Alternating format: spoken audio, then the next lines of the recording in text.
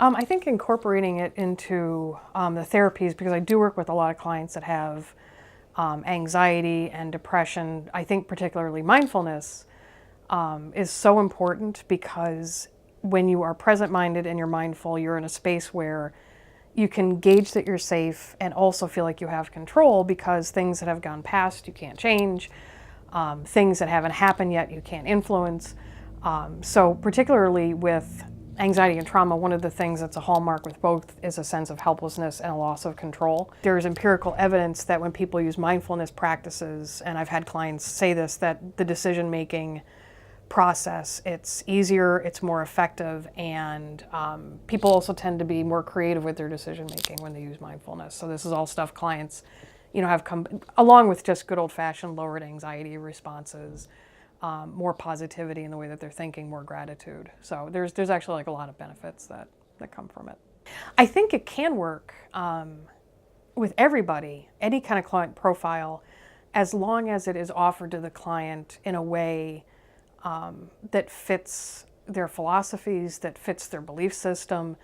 You don't want to, try to approach a client with mindfulness from a very Eastern frame of mind if Western Catholicism is something that's really important to them, because it could kind of clash. But if you approach it from more of a less spiritual and more like thought technique based, I think it could be tailored to anybody. So many clients come into mindfulness and meditation with an idea of a robed guru who's sitting and oming his way through it. And I think the other thing is a sense of, how can I empty my mind? Like, that's just not possible.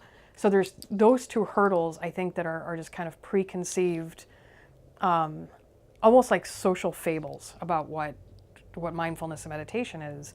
I've read articles that spell out that there are at least 20 to 25 different types of major meditation types that run the gamut from, kind of empty space in your head all the way to very detailed, very script-led meditation. So, and there's everything in between. So I think once you get past the idea that, it's this odd Eastern philosophy, or that you have to be devoid of thought, I think most people kind of come along, after you kind of get past those two. Oh, I think it's applicable to so many different varieties of what we're dealing with stress in today's world. So many different types of mental illnesses that their symptoms, really respond very well to it. I think it's just a chance to be in your head in a place that is safe, that's controlled, that's peaceful, and that's productive. And it's not, and the other thing is to be patient. I think a lot of people, they get into a practice, and if they don't do it right off the bat perfectly, they figure they don't have it in them. Somehow their mind isn't programmed to be able to do meditation. And just to be patient, that if you're doing walking meditation and you lose your mantra halfway through, to not scold yourself, to not get impatient, and to not get frustrated with yourself. Instead, just remind yourself, now is not the time to be thinking about bills. We'll think about those later. Right now we're thinking, whatever, the walking meditation mantra is, I am walking, or left foot, right foot.